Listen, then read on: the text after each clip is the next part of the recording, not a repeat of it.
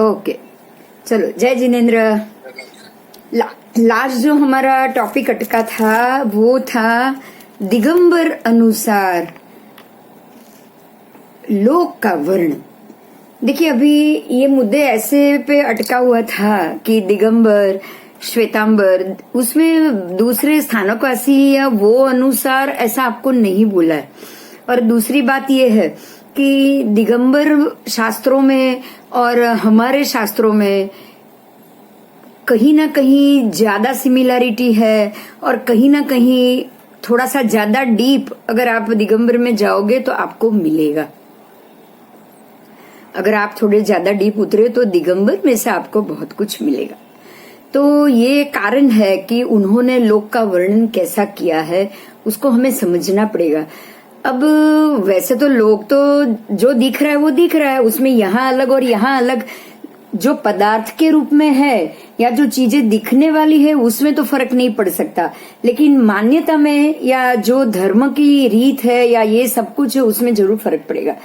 Last class में मैंने ये डिस्कस किया था कि जो केसी गणधर जी जब भगवान महावीर हुए तब पार्श्वनाथ भगवान के भी गणधर और परंपरा हाजिर थी, बराबर। तब जो परंपरा थी पार्श्वनाथ भगवान की वो भी थी और भगवान महावीर की भी परंपरा नई बनी और उसमें भी जो पिछले कुछ साल तक मतलब भगवान महावीर के जाने के बाद दोनों परंपरा एक साथ चालू रही। देखो हमें यहाँ पे ध्यान देना है। अब भगवान पार्श्वनाथ की परंपरा क्या थी और भगवान महावीर की परंपरा है उसको समझेंगे तो ये दिगंबर श्वेतांबर बहुत क्लियर हो जाएगा। श्वेत का मतलब ही है सफेद वस्त्र, श्वेत का मतलब ही है सफेद। श्वेत अंबर, अंबर का अर्थ है दिक अंबर, जो अंबर का मतलब है वस्त्र, अंबर का मतलब है वस्त्र, जिनके वस्त्र दिशाएं हैं। समझ में आ रही है मेरी बात? जिनके वस्त्र चारों दिशाएं हैं उनको दिगंबर कहा गया। दिक अंबर मतलब दिगंबर, जिनके वस्त्र ही दिशाएं हैं मतलब जो दिशाएं हैं उनको ओढ़ के घूम रहे हैं, जिनको वस्त्र धारण नहीं करना है। ये मान्यता श्वेतांबर आने के बाद ही होगी, क्योंकि श्वेत अंबर जब साधु ने वर्ण पहन लिए तब दिगंबर वाले ने बोला कि हम तो वस्त्र नहीं पहनेंगे, हमारे लिए तो ये चारों दिशा ही हमारे वस्त्र है। ये अलग कब हुआ, ये नाम कब हुआ, हम ये सोच रहे और ये 99% ये आपको सही मिलेगा। कैसे? तो जब भगवान पार्श्वनाथ के गणधर और उनकी परंपरा, अब गणधर थे उनके भी बहुत ज्यादा ही 3-3.5 लाख से ज्यादा साधु भगवान थे, तो उनकी परंपरा तो 250 साल के बाद तो चालू ही रहेगी, सीधी बात, खत्म तो होगी नहीं। और 23वें भगवान तक एक 22 दूसरे से लेके 23 पहले और 24वें छोड़ना है। बीच के जो भगवान है उनमें ना तो उनके रोज की प्रतिक्रमण की विधि होती है और ना ही उनको वस्त्र और पात्र धारण करना होता है।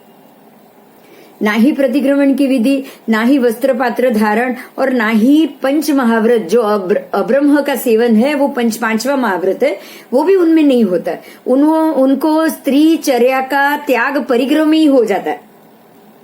किसी भी चीज का परिग्रह रखना नहीं, वस्त्र का नहीं रखना, पात्र का नहीं रखना, तो बाहर की चीज स्त्री का तो सवाल ही नहीं। तो उनकी ये सारी चीज 4 महाव्रत में आ जाती है, इसलिए वो 4 महाव्रत के पालन में थे, उनकी परंपरा चालू है।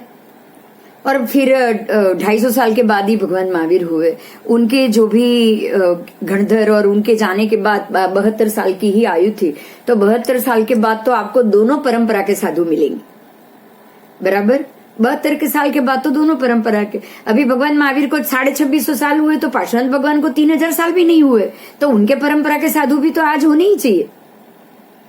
यही कारण है कि आपको वस्त्र विहीन भी साधु मिलेंगे और श्वेतांबर मतलब जिन्होंने भगवान महावीर के समय से श्वेत वस्त्र को धारण किया और पात्र वस्त्र सबको धारण किया, तो वो आपको श्वेतांबर मिलेगा। बहुत इजी है, आपको कौन सा पुराना, कौन सा नया, कौन सा सही, कौन सा गलत, उसमें जाना ही नहीं। दोनों भगवान की परंपरा से, दोनों से। एक 4 महाव्रत का पालन करते, एक पंच महाव्रत का करते। उनके 4 महाव्रत में जो 5वां है वो आ चुका है। उनको वस्त्र पात्र कुछ नहीं लिया है उन्होंने, अलग से कोई रखा ही नहीं, बस अकेले निकल पड़े। जब वस्त्र नहीं है, पात्र नहीं है और कोई साधन नहीं है, कुछ भी उनको अपने साथ में नहीं रखना है, तो स्त्री को तो रखने का सवाल ही नहीं है। तो दिगंबर साधु और उनकी परंपरा को भी हमें यहां से समझना है। और श्वेतांबर साधु और उनकी परंपरा हर एक 24 और पहले भगवान में ये होगी ही होगी। हर 24वें तीर्थंकर में ये मिलेगा और हर एक पहले भगवान में ये वस्त्र पात्रा और पंच महाव्रत और दोनों टाइम प्रतिक्रमण नियम से ये हमें पहले और 24वें भगवान में जरूर मिलेगा। और 2 से लेके 23 परमात्मा तक ना तो उनको प्रतिक्रमण करना है रोज, ना ही उनको वस्त्र पात्र का कुछ साथ में रखना है, और स्त्री चर्या मतलब ब्रह्मचर्य का पालन भी उनके 4 महाव्रत में आ जाए। ठीक है, तो ये 2 व्यवस्था है। अब हम ये जानेंगे कि जैन दिगंबर अनुसार ये लोक का वर्णन क्या है, क्योंकि वो भी पार्श्वनाथ भगवान की परंपरा से हैं, उन्होंने भी भगवान से ही बातें सुनी है। तो उनके लोक के वर्णन और हमारे लोक के वर्णन में ज्यादा फर्क नहीं आने वाला, आपको उसमें कोई ज्यादा फर्क नहीं दिखेगा। बराबर, प्रश्न करना है, क्या हुआ बोलो। मैं नहीं कर सकती हूँ, कुछ हुआ है देखो, आप खोल के देख लो माइक, या मेरे से भी नहीं हो रहा है, क्यों नहीं मालूम। हाँ देखो, हो गया हो गया हो गया। अभी किसी को प्रश्न करना है, बोलो दक्षा, कुछ प्रश्न है? नहीं, ओके, चलो आगे जाएंगे। अनंत आकाश के ठीक बीचों बीच ये हमारा लोक अवस्थित है। वो तो हमने शुरू में समझ भी लिया है, पिक्चर भी देख लिए हैं कि अनंत आकाश के बीच ये हमारा लोक अवस्थित है, जो नीचे पल्यक के जैसा, पल्यक मतलब पल्यंक मतलब पलंग के जैसा, ऐसे आकार का, मध्य में से वज्र के समान, जो वज्र का हथियार होता है ऐसे खड़ा हुआ वज्र के समान, ऊपर खड़े मृदंग के तुल्य, अगर ऊपर है ऊपर के भाग में मृदंग जैसा है, और लोग नीचे से विस्तीर्ण, ये जैन दर्शन मान रहा है। हाँ, नीचे से नहीं, ये जैन दिगंबर दर्शन मान रहा है। नीचे से विस्तीर्ण, मध्य में संक्षिप्त और ऊर्ध्व मुख मृदंग के समान है। ये सब मिलके लोक का आकार पुरुष के आकार के समान हो जाता है। आपको जहां जहां सिमिलैरिटी मिलेगी वहां मैं अटकूंगी नहीं। आप में से अगर कोई कुछ पूछना चाहे आप पूछ सकते हो, बराबर, मैं नहीं अटकूंगी, क्योंकि जहां सिमिलर है वहां में हम आगे ही जाएंगे। ऐसे पल्यंग फोटो आपको चाहिए? हाँ है, एक मिनट। इसका तो फोटो अलग से नहीं है, अपने लोग का फोटो है वही फोटो है। अच्छा, हाँ, अपना जो लोग का फोटो है वही है आगे, इसका कुछ अलग फोटो नहीं है। देखो ये रहा, हाँ ये रहा, बस ये रहा। नीचे से हुआ ना, ये नीचे से पलंग आकार देखो, अलम चौरस हुआ कि नहीं, लंबा पलंग जैसा, बीच में से छोटा है और ऊपर मृदंग जैसा, ऊपर का आकार मृदंग जैसा। तो ये सारी चीज भी आपको जैसे जैन दर्शन में बता रहे हैं, तो दिगंबर और ये दर्शन में कोई फर्क नहीं आने वाला, लगभग सब चीज सिमिलर ही आएगी। हाँ, जहाँ फर्क होगा वहीं पे ही हम डिस्कस करेंगे। जो सिमिलर है, जहाँ फर्क होगा मैं वहां ही रुक के आपको बताऊंगी कि वो क्या कहना चाहते हैं, उनके हिसाब से ये क्या बात। आगे जाएंगे। कोई पुरुष अपने दोनों पैरों को फैला के दोनों हाथों को कटी पर रखकर खड़ा हुआ ऐसा आकार है। ठीक इसी प्रकार से लोक का आकार है। आधे मृदंग के ऊपर पूरे मृदंग रखने का जो आकार होता है वही आकार लोक का समझना चाहिए। कटी से नीचे के भाग को अधोलोक, ऊपर के भाग को ऊर्ध्वलोक और कटी स्थानीय भाग को मध्यलोक कहते हैं। इन 3 विभाग वाले लोक को लोकाकाश कहा जाता है। और क्योंकि उसके भीतर ही जीव, पुद्गल आदि सभी चेतन और अचेतन द्रव्य पाए जाते हैं, इस लोकाकाश के सिवाय चारों ओर पाए जाने वाले अनंत आकाश को अलोक कहते हैं, क्योंकि उसमें केवल आकाश के अतिरिक्त अन्य कोई चेतन या अचेतन द्रव्य नहीं होता है। यही बात जो दिगंबर मान्यता में है, वही बात हमारे भी श्वेतांबर मान्यता में भी बिल्कुल वैसी है। अब उसका स्वरूप क्या है? सामान्य तो 14 रज्जू की ऊंचाई है, अधोलोक में सबसे नीचे 7 रज्जू है, पुनः घटता घटता कटी स्थानीय मध्य भाग में वो 1 रज्जू ही हो जाता है, कटी में मध्य में, जो कि हमारा जहाँ मध्य लोक होता है वहां। इससे ऊपर के क्रम में वापस बढ़ता हुआ दोनों हाथों की कोहनी के स्थान पे 5 रज्जू विस्तृत है।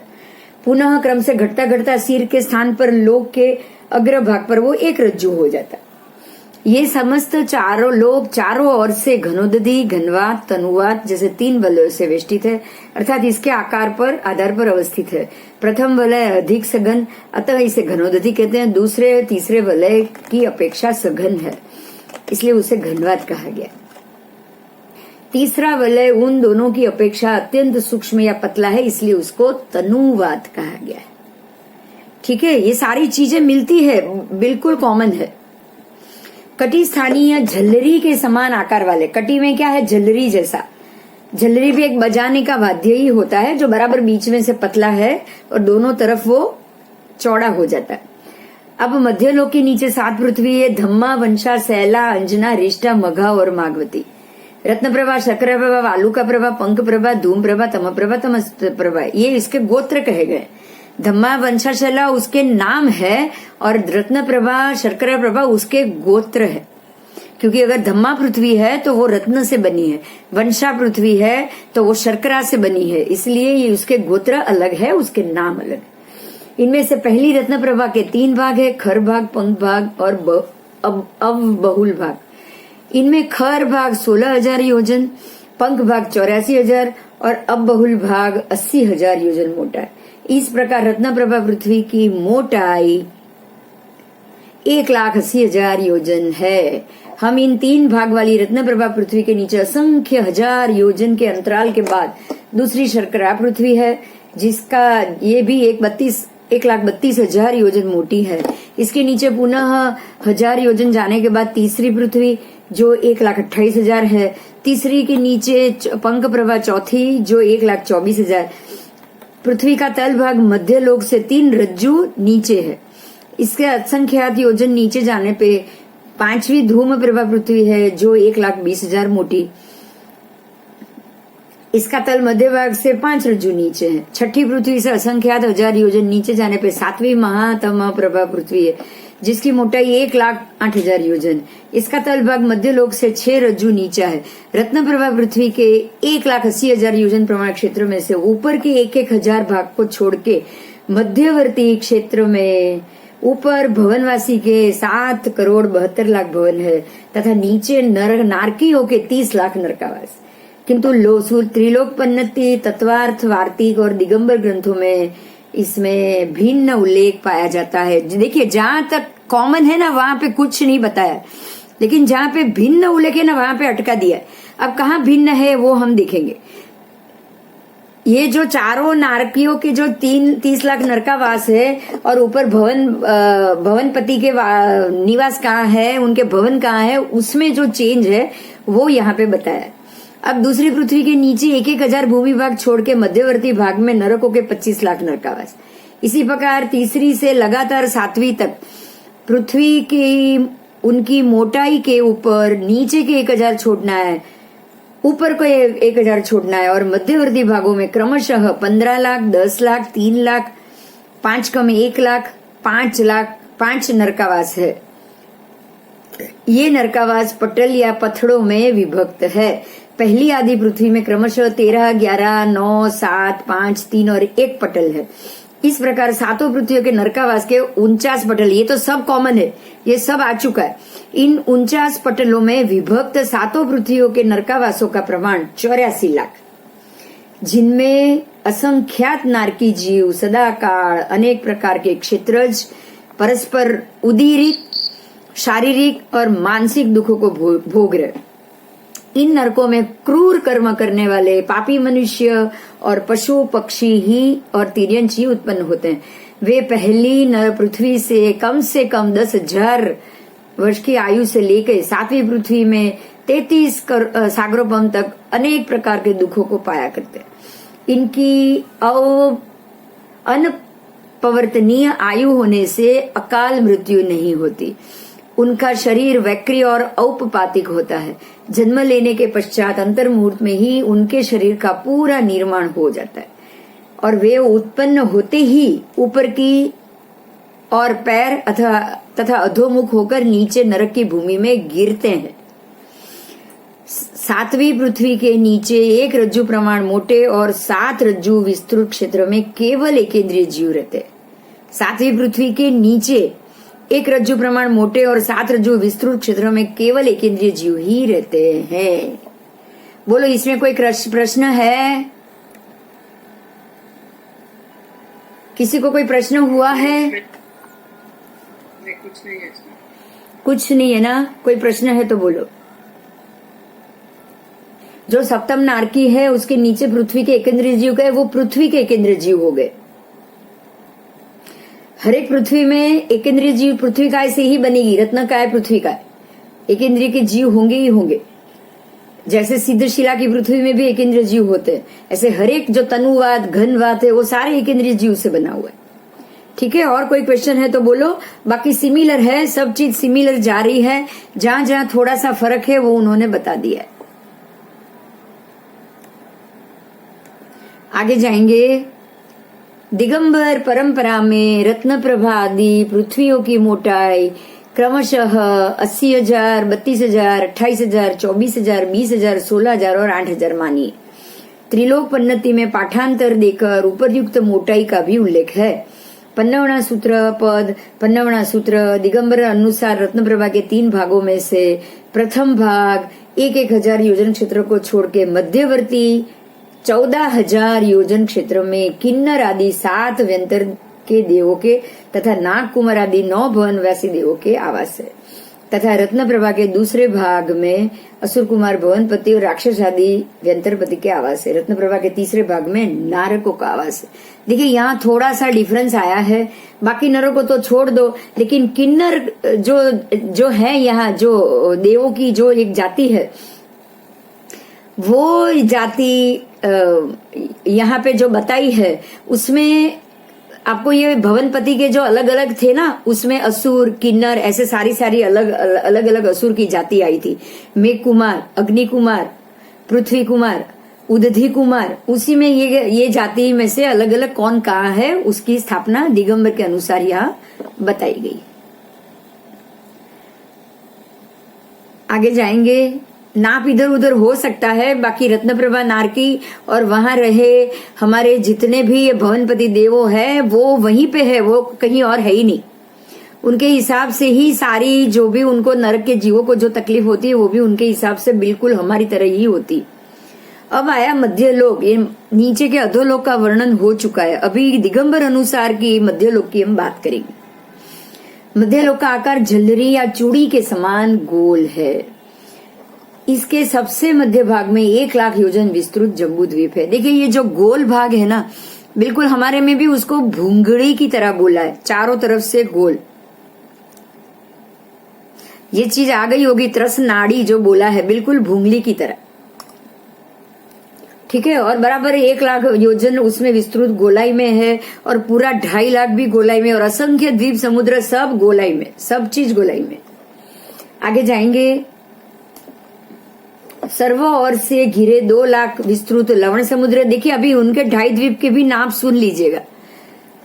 सर्व ओर से घिरे 4,00,000 योजन घातकी खंड, सर्व ओर से घिरे 8,00,000 योजन कालोदधी, सर्व ओर से घिरे 16,00,000 की विस्तृत पुष्कर द्वीप। इस पुष्कर द्वीप के मध्य भाग में गोल आकार वाला मानुषोत्तर पर्वत, इससे परवर्ती पुष्करार्ध द्वीप में तथा उसके आगे के असंख्या द्वीप समुद्रों में वैक्रिय लब्धि संपन्न या चारण मुनि के अतिरिक्त अन्य मनुष्यों का आवागमन नहीं हो सकता, ऐसी श्वेतांबर संप्रदाय की मान्यता है। लेकिन दिगंबर संप्रदाय की मान्यता के अनुसार रुद्धि संपन्न मनुष्य भी नहीं आ जा सकते हैं। देखो, यहाँ पे मान्यता में भेद आया है, स्थान में नहीं आया। समझ में आ रहा है?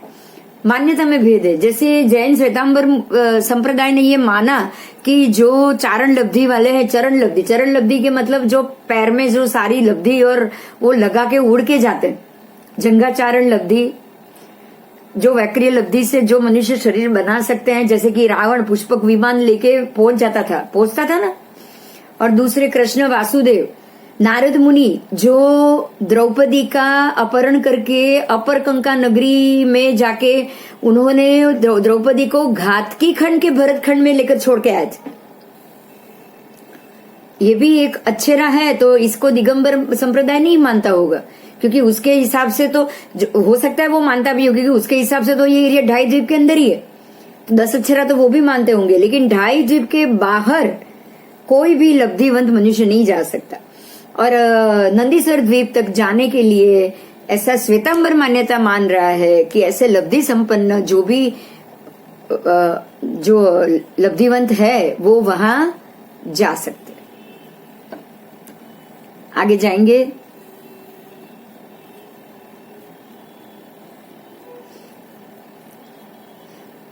पुष्करवर द्वीप को घेरे हुए उससे दुगुने विस्तार वाला पुष्करोद समुद्र है। पुनः घेर कर उत्तरोत्तर दुगुने विस्तार वाला वरुणवर द्वीप, वरुणवर समुद्र, क्षीरवर द्वीप, क्षीरवर समुद्र, ध्रुतवर द्वीप और समुद्र, क्षोधवर द्वीप और समुद्र, नंदीश्वर द्वीप और समुद्र आदि नाम वाले असंख्यात द्वीप समुद्र है। सबसे अंत में असंख्यात योजन विस्तृत स्वयंभू रमण द्वीप और स्वयंभू रमण समुद्र है। इस असंख्यात द्वीप समुद्रों वाले मध्य लोक के ठीक मध्य में जो 1 लाख योजन विस्तृत जम्बू द्वीप है, उसके भी मध्य भाग के मूल में 10,000 योजन विस्तृत ऐसा 1 लाख योजन ऊंचा मेरू पर्वत है। इसके उत्तर दिशा में अवस्थित उत्तर कुरु क्षेत्र में एक अनादि निधन पार्थिव जम्बू वृक्ष है, जिसके निमित्त से ही इस द्वीप का नाम जम्बू द्वीप पड़ा है। इस द्वीप का विभाजन करने वाले पूर्व से लेकर पश्चिम तक लंबे 6 वर्षधर पर्वत हिमवान, महाहिमवान, निषद, नीलवान, रुक्मी और शिखरी तथा 6 वर्षधर पर्वतों से विभक्त होने के कारण जम्बू द्वीप के 7 विभाग हो जाते हैं।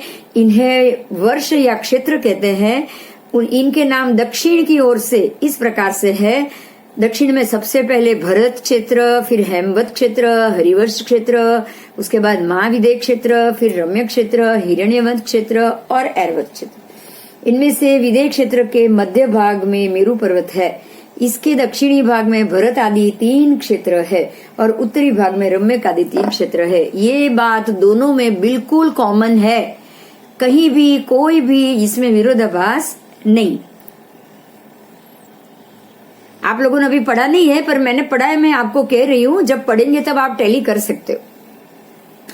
कर्म भूमिया और अकर्म भूमिया, उपरयुक्त 7 क्षेत्रों में से भरत, ऐरवत, विदेह क्षेत्र, देव कुरु, उत्तर कुरु को छोड़ के, आपको देव और उत्तर कुरु ये दोनों क्षेत्र है उसको छोड़ देना है।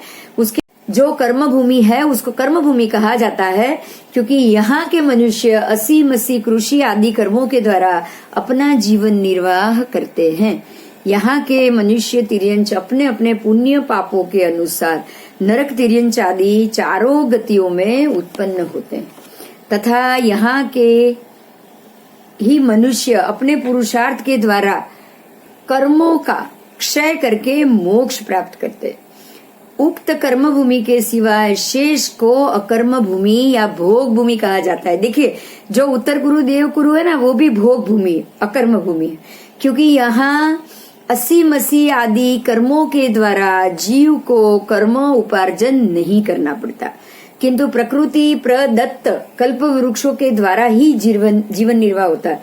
भोग भूमि के जीवों की अकाल मृत्यु भी नहीं होती, किंतु वे सदा स्वस्थ रहते हुए पूर्ण आयु पर्यंत दिव्य भोगों को भोगते रहते हैं। कुछ समझ में आया या कोई प्रश्न है? बताओ। जिनको भी प्रश्न है प्लीज बताओ। ये अकर्म भूमि है और कर्म भूमि जो है उसकी व्याख्या है। और ये सारे ये जैसे 7 क्षेत्र है वही कर्म भूमि, बाकी सारी भूमि अकर्म। और अकर्म भूमि में आपको पुण्य भोगने के लिए ही आपको जाना है। और यहां से मरने के बाद जीव कभी नरक में नहीं जाता, सिर्फ देवलोक में जाता है, मनुष्य भी नहीं बनता। अकर्म भूमि में, जो भोग भूमि में जो भी जीव यहां से मरेंगे, ना वो मनुष्य बनेंगे, ना वो नरक में जाएंगे, ना तिर्यंच में जाएंगे, सीधे देवलोक में जाएंगे।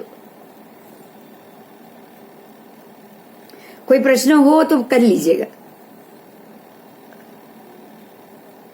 और ये पूरा वृत्तांत दिगंबर और श्वेतंबर दोनों क्षेत्र का बिल्कुल एक ही है। प्रथम हिमवंत पर्वत जो चारों दिशाओं में से 300 योजन लवण समुद्र के भीतर जाकर 4 अंतर्द्वीप है। पहले हिमवंत पर्वत की चारों ओर विदिशाओं में 300 योजन आप लवण समुद्र में अंदर जाओ ना, तब 4 अंतर्द्वीप आता है। इसी प्रकार लवण समुद्र के भीतर 400, 500, 600, 700, 800, 900 योजन आगे जाने पर चारों विदिशाओं में 4 अंतर्द्वीप है। और इस प्रकार चुल्ल हिमवंत के 28, सर्व अंतर्द्वीप 28 होते हैं। इसी प्रकार छठे शिखरी पर्वत के लवण समुद्र का 28 द्वीप है। दोनों ओर के मिला के 56 अंतर्द्वीप हो जाते हैं। इनमें एको रुख आदि अनेक आकृतियों वाले मनुष्य रहते हैं। वे कल्प वृक्षों के फल फूलों को खाकर अपना जीवन निर्वाह करते हैं। स्त्री पुरुष के હું કહું છું વાંચી લઉં છું પહેલા। स्त्री पुरुष के रूप में युगल उत्पन्न होते हैं और वो साथ ही मरते हैं। इनके मरण के कुछ समय पूर्व युगल संतान उत्पन्न होती है, जिन पर 6 वर्षधर पर्वतों के नाम कहे गए हैं। इनके ऊपर क्रमशः पद्म, महापद्म, तिगिंची, केसरी, महापुंडरीक और पुंडरीक नाम का एक द्रह या सरोवर है। इन्हीं सरोवरों के मध्यों के में पद्मों का अवस्थान बताया गया है। ये अंतर्द्वीप की बात की। अंतर्द्वीप, आपको अंतर्द्वीप नहीं पता है? अंतर्द्वीप 56 प्रकार के हैं। अंतर्द्वीप नहीं, मैंने सोचा शायद सुना हो, क्योंकि ये आपके 9 तत्व में और जीव विचार में सब में आ चुके। आपको पता है मनुष्य के 303 भेद है, मालूम है? हाँ, मनुष्य के जो 303 भेद है ना, उसमें ये 56 अंतर्द्वीप के 56 भेद आ जाते। मनुष्य के जो जीव विचार के 563 भेद में से जो मनुष्य के 303 भेद है, उन सब में ये 56 अंतर्द्वीप के मनुष्यों के भेद भी आ जाते हैं। और ये 56 अंतर्द्वीप में पूरी हमारी तरह ही एक मनुष्य व्यवस्था है, लेकिन यहाँ से जन्मे हुए मनुष्य है, उनका भी आपको ये कर्म भूमि नहीं है, अकर्म भूमि के ही मनुष्य समझना है। बोलो और कोई क्वेश्चन? अभी एको रुख ऐसे 7 द्वीपों के नाम है। एको रुख ऐसे जैसे, हाँ, एको रुख ऐसे 7 नाम आएंगे आपको आगे। अच्छा, हाँ, मतलब एको रुख द्वीप का जो नाम है, वहाँ एको रुख की आकृति के लोग मिलेंगे। अनेक आकृतियों वाले मनुष्य रहते એટલે एको रुख आदि अनेक आकृति। हाँ, એટલે तो एको रुख द्वीप, ऐसे ही एको रुख सारा द्वीप का नाम है। वो सभी द्वीपों में आपको अनेक आकृति वाले मनुष्य मिलेंगे। और अनेक आकृतियों वाला એટલે अनेक आकृति, ये लोगोना अलग अलग आकारो। आकृति नो मतलब શું થયો? એટલે માણસો અલગ આકારના હોય। हाँ, कोई आ બધા वज्र वृषभ संग्रहण वाला હોય। इनका संग्रहण पहला ही आएगा, क्योंकि वहां पे कल्प वृक्ष है। वहां पे कल्प वृक्ष है, तो उनका संग्रहण पहला ही आएगा। और ये अकर्म भूमि, यहाँ भी वो कल्प वृक्ष के फल फूल खा के अपना जीवन निर्वाह करते हैं। स्त्री पुरुष के रूप में भी युगल ही उत्पन्न होते हैं, मतलब युगली की हो गई है, साथ में ही मरते। मरण के कुछ समय पूर्व संतान युगल उत्पन्न होता है। और ये तो यहाँ की बात है। अब इनके अलावा दूसरी बात बताई कि जो 6 वर्षधर पर्वत के नाम है, उनके ऊपर पद्म का मतलब पद्म द्रह, वर्षधर 6 वर्षधर पर्वत, उसके ऊपर 6 द्रह है। तो पद्मद्र, महापद्मद्र, तिगिंचीद्र, केसरीद्र, महापुंडरीकद्र और पुंडरीकद्र, ये जो सारों आपको जो 6 पर्वत के नाम है, वो 6 पर्वत के ऊपर 6 द्रह है। और उनके मध्य में जो कमल और उनका अवस्थान बताया है ना, यहाँ पे बिल्कुल श्री देवी, रीम देवी, आप जो देवी के नाम बोलते हो ना, रीम, श्री, मेघा देवी, सारे देवियों का स्थान यहीं पे, पद्मद्रव में श्री देवी का स्थान। जब आप जम्बूजी प्रज्ञप्ति पढ़ोगे ना, आप जब जम्बूजी प्रज्ञप्ति पढ़ोगे ना, तो पद्मद्र कौन से क्षेत्र का द्र है, उसके बाद पुंडरीक द्र कौन से क्षेत्र का, तिगंची द्र इसका निषद पर्वत वाले क्षेत्र का, मतलब जिनके जिनके जिनके जो द्र होंगे ना, वो आप पूरा डिटेल से पढ़ोगे। उसमें से कौन सी नदी निकलती है वो भी आप पढ़ोगे, लेकिन तब तक थोड़ा इंतजार करना पड़ेगा। अभी ट्रेलर है, पिक्चर अभी बाकी है।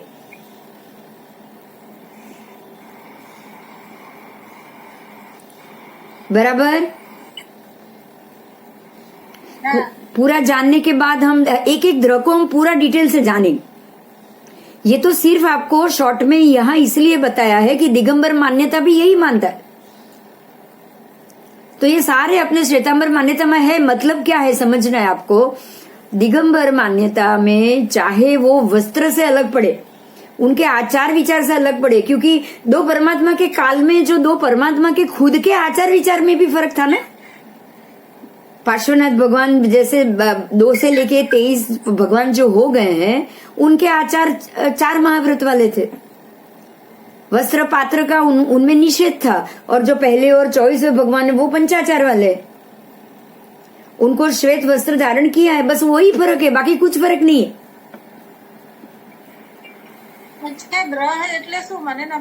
पद्मद्रह थी गंगा आवे, શું બોલો છો? શાસ્ત્રામાં રોજ બોલો છો? નહીં દ્રહ એટલે શું? પણ તમે બોલો છો કે નહીં? પદ્મદ્રહ થી ગંગા આવે. દ્રહ એટલે સરોવર.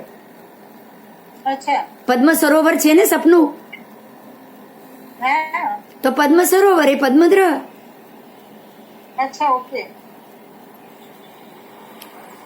અને આ જેટલા સમુદ્રના નામ છે એટલા જ રીતના નામ હોય સેમ? હા, સેમ. દ્વીપની પાછળ સમુદ્ર હોય જ. हाँ, એ જ નામનો, એ જ નામ, क्योंकि आगे में तो वो अलग अलग नाम है।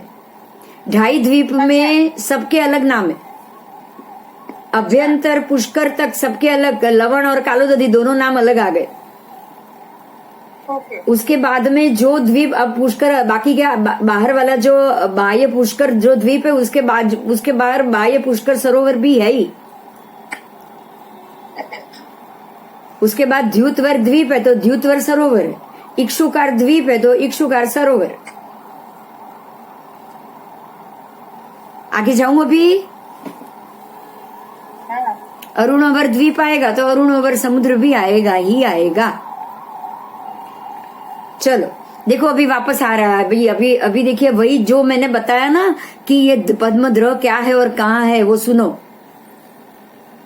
अब ये सारा पद्म, महापद्म, तिगिंची, केसरी, महापुंडरीक और पुंडरीक नाम का एक एक द्रह या सरोवर आ गया शब्द। इन सरोवर के मध्य में पद्मों का अवस्थान बताया है। उसमें मध्य में बराबर कमलों का पूरा महल बना हुआ है, और ये सारे कमल रत्न के हैं, अपने नेचुरल कमल नहीं, पंखुड़ी और जो झाड़ पान वाले कमल नहीं, पूरा मणिमय रत्न के कमल। हिम, और उसके बीच में ये श्रीदेवी का स्थान, आपको जैसे लक्ष्मी जी बताए हैं ना, बराबर कमल के मध्य में स्थान बैठे हुए।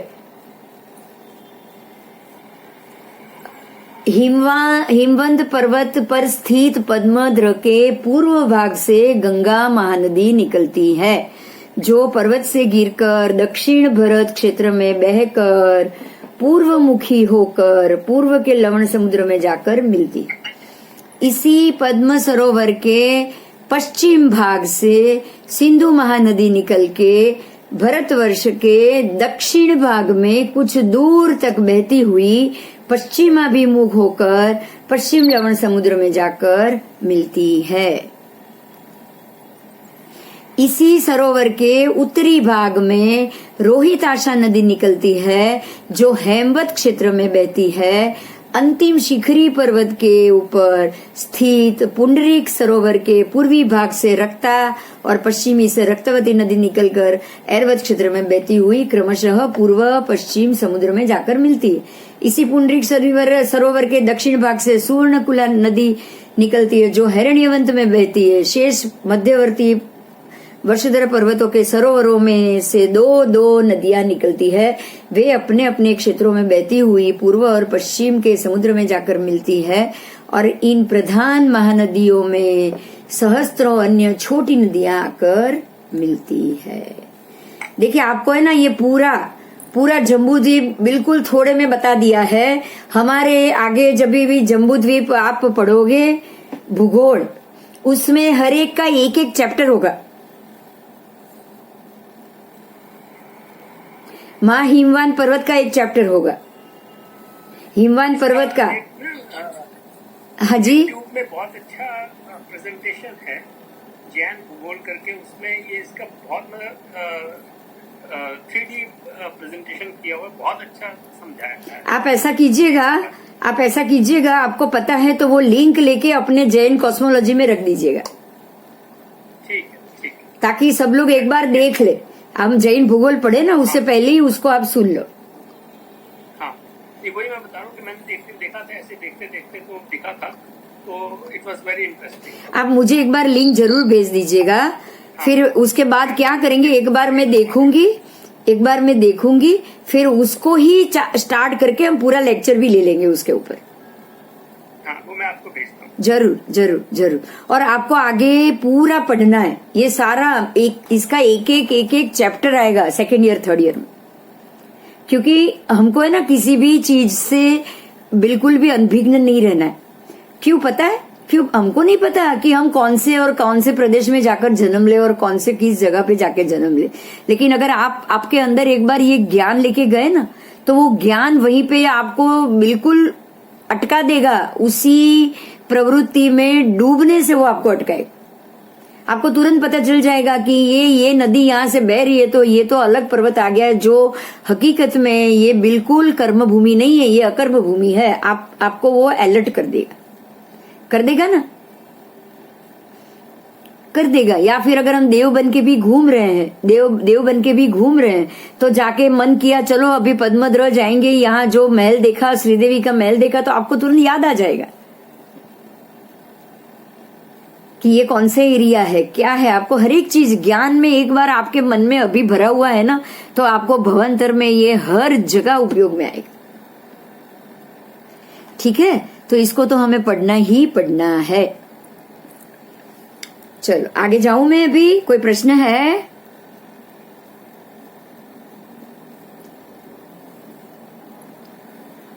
आगे जाएंगे।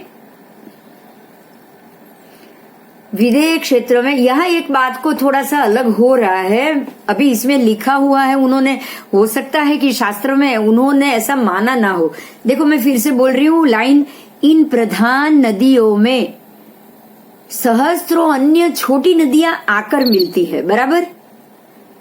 यहाँ पे ये लिखा हुआ है, जबकि हमारे श्वेतांबर शास्त्रों में ये लिखा है कि यही प्रधान नदियां अन्य, मतलब गंगा नदी के 14,000 अन्य फांटे छोटे छोटे होते। क्षेत्र में अन्य नदियां नहीं है, जो भी फांटे सारे गंगा के फांटे, ऐसे श्वेतांबर में ये मान्यता है। और पूर्व की तरफ गंगा के फांटे हैं और पश्चिम की तरफ जितने भी अन्य जो फांटे हैं ना, वो सारे सिंधु के 14,000 विभाग। तो ये शास्त्र में ये माना है कि ये सारी 14,000, गंगा के 14,000, सिंधु के 14,000, ऐसे भरत क्षेत्र में 28,000 नदियों का जो समूह है, वो गंगा और सिंधु के ही 14,000 उसके भाग है। जबकि यहाँ ऐसा थोड़ा अलग लिखा है कि ये मुख्य नदियां तो यहाँ निकल जाती है, सीधे दक्षिण से लेकर लवण में मिलती है, और अन्य छोटी छोटी नदियां आकर उससे मिलती है। एक थोड़ा सा यहाँ डिफरेंट आया है, बराबर।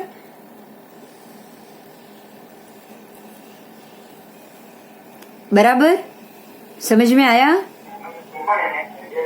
તો એમાં આપણને કયું લેવાનું? अपने में आप जो आएगा वो पढ़ो, अभी तो ये जाना है, वो भी जानो। ઓકે। ठीक है, बाद में डिसीजन लेना है, अभी से कुछ नहीं डिसीजन लेना, पहले अपने सारे पार्ट को हम पढ़ेंगे, बराबर।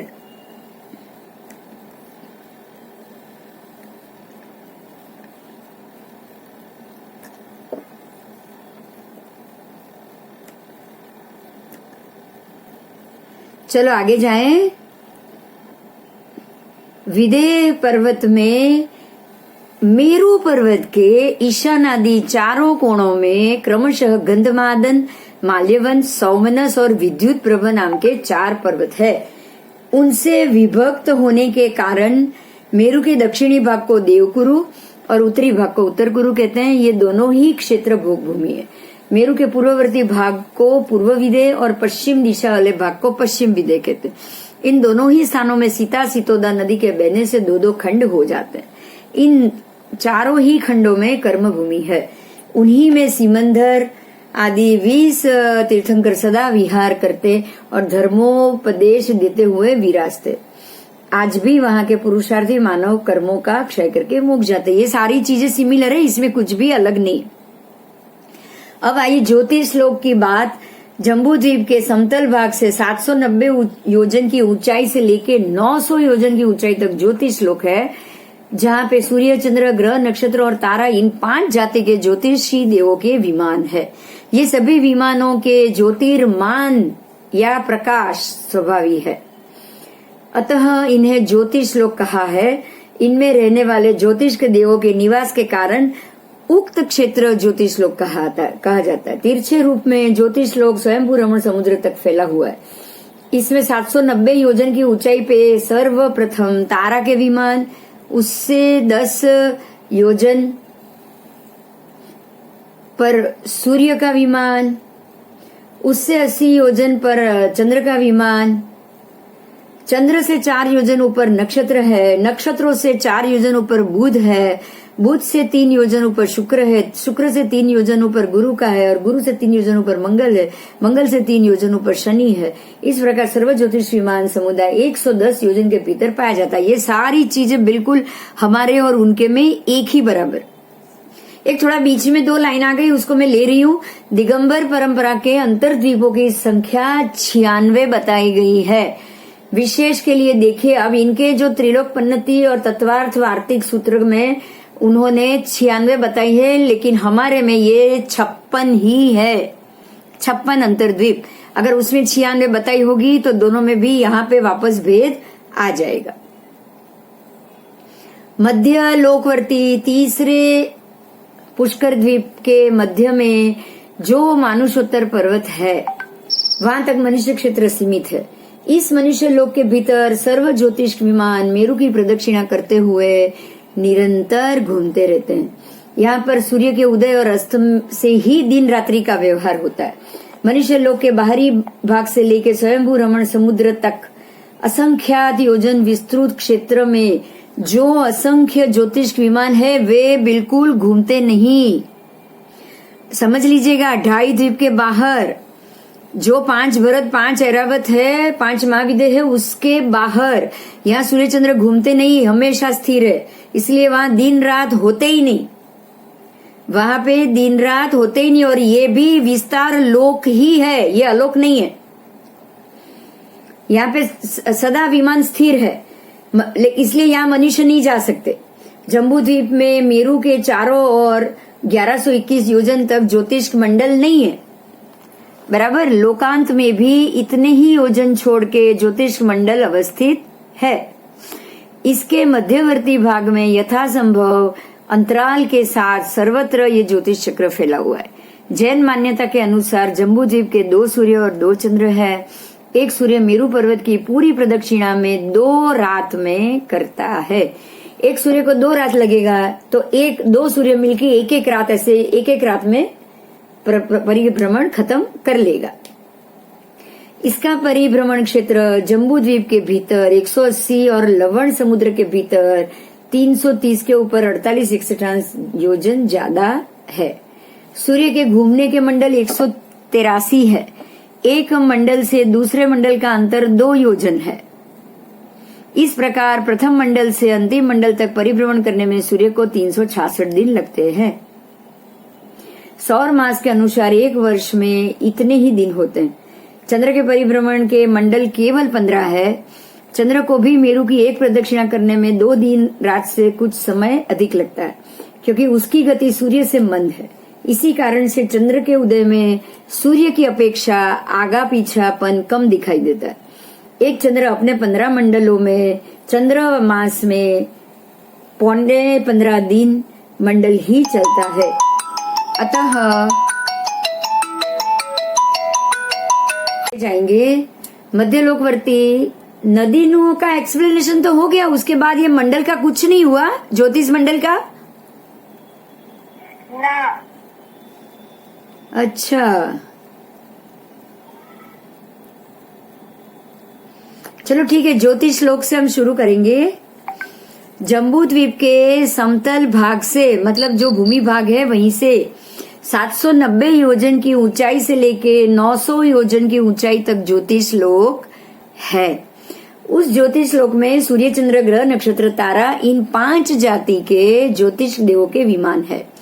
ये सभी विमानों के ज्योतिर्मान या प्रकाश बिल्कुल स्वाभाविक है, इसलिए उनको ज्योतिष लोक कहा है। इनमें रहने वाले ज्योतिष देवों के निवास के कारण उस क्षेत्र को ज्योतिष लोक कहा जाता है।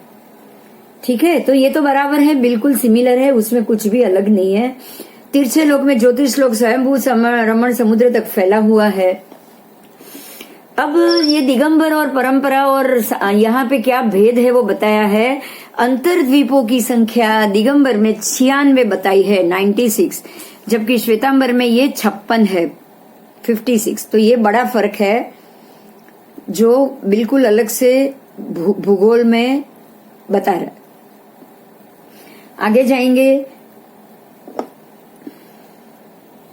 ताराओं के विमान जो 790 योजन की ऊंचाई जो है, जमीन से लेके 790 ऊंचाई में दिख रहा है। मैं दिख रही हूं सबको?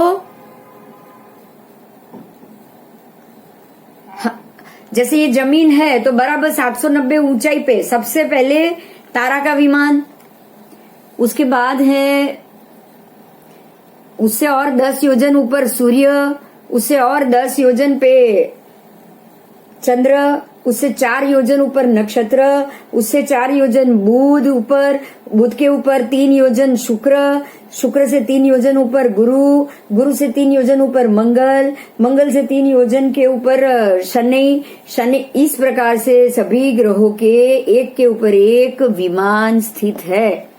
इस प्रकार सर्व ज्योतिष चक्र विमान समुदाय 110 योजन के भीतर समा जाता है। ये बात बिल्कुल दोनों में एक जैसी बताई है, उसमें कोई फर्क नहीं। मध्य लोकवर्ती तीसरे पुष्करवर द्वीप में मध्य में जो मानुषोत्तर पर्वत है वहां तक ही मनुष्य क्षेत्र सीमित है। इस मनुष्य लोक के भीतर सर्व ज्योतिष विमान मेरु की प्रदक्षिणा करते हुए निरंतर घूमते रहते हैं। यहाँ पर सूर्य के उदय अस्त से ही दिन रात का व्यवहार चलता है। देखिए, अभी मैं फिर से आपको 1 मिनट के लिए समझाती हूँ, नहीं समझ में आए तो मुझे आप पूछ सकते हो। जो 2.5 द्वीप का विस्तार है, जम्बू, फिर 2 घाट के खंड और 2 अर्ध पुष्कर, 2.5 द्वीप हो गए। वहां तक ही मनुष्य क्षेत्र है, क्योंकि उसके बाहर मनुष्य नहीं जा सकते। और यहां तक जो हमने पढ़ा था ना काल में, जो 2.5 द्वीप तक ही काल घूमता है, बाद में काल अवस्थित है, तो यहां तक ही ये सारे जो ज्योतिष चक्र है वो निरंतर ऐसे घूमता रहता है। 5 मेरु पर्वत के आसपास 5 मेरु सभी क्षेत्र के विमान ऐसे घूमते रहेंगे। उसके बाहर का एरिया कोई ना आ सकता है ना जा सकता है, मनुष्य भी नहीं जा सकते। विमान, यहाँ के विमान वहां नहीं जा सकते, सूर्य चंद्र। और वहां पे सूर्य चंद्र है लेकिन स्थिर है, मतलब एक अगर सूर्य अगर जहां है वहां से बराबर 50,000 योजन दूर चंद्र है, बराबर वहां से 50,000 योजन दूर दूसरा सूर्य, बराबर वहां से 50,000 योजन दूर तीसरा चंद्र। इस प्रकार से हर एक सूर्य से दूसरा ये सूर्य 50,000 योजन फिक्स माप छोड़ के बैठा है, लेकिन वो घूमते नहीं है, इसलिए वहां दिन रात तो होते ही नहीं, अंधेरा ही नहीं होता है। अब अंधेरा होगा नहीं, दिन रात होंगे नहीं, तो सुबह शाम वो तो मालूम ही नहीं पड़ेगा। इसलिए वहां पे कोई काल नहीं है, समय ही नहीं है, कुछ नहीं। और ये पूरा एरिया जो 2.5 द्वीप से लेके बाहर स्वयंभू रमण समुद्र तक ये व्यवस्था, अंतिम जो असंख्य द्वीप समुद्र तक है वहां तक ही ये व्यवस्था है। और स्वयंभू रमण समुद्र के बाहर तो बिल्कुल अलोक, वहां ना सूर्य ना चंद्र नहीं, कुछ नहीं। समझ में आ रहा है? लोक कहां तक है, मनुष्य क्षेत्र कहां तक है, आप बोल सकते हो, मैं पूछना चाहूंगी।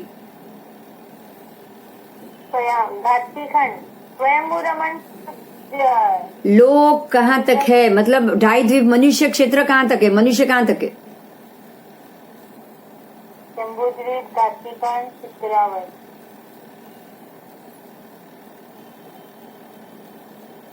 अर्ध पुष्कर तक, अर्ध पुष्करावर तक 2.5 द्वीप में ही मनुष्य है, मनुष्य क्षेत्र है।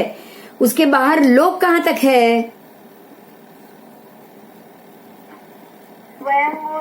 स्वयंभू रमण समुद्र तक लोक है, स्वयंभू रमण समुद्र तक लोक है। और अलोक कहां तक है?